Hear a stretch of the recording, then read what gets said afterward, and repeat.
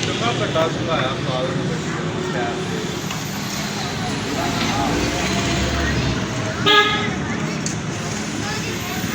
ਚੱਲ ਕਈ ਇੰਨਾ ਕਰੇੜਾ ਸੀ ਆ ਬੋਲਦੇ ਦੋ ਲਾਏ ਹੋਏ ਚੱਲ ਚੱਲ ਕੀ ਆਪ ਦੁਬਾਰਾ ਫੋਟੋ ਨੂੰ ਮਾਰੀ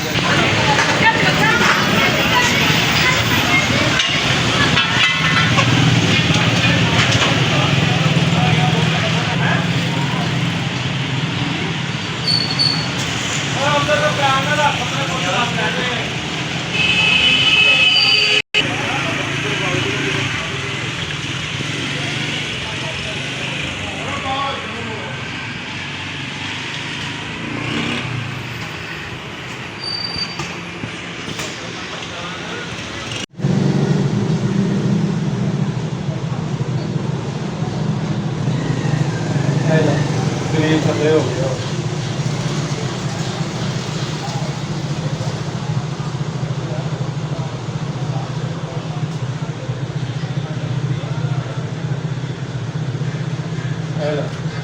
ਸਾਰਾ ਉੱਤੇ ਸੀਟ ਨੂੰ ਖਰਾਬ ਹੋਇਆ और ये आज टेस्ट पे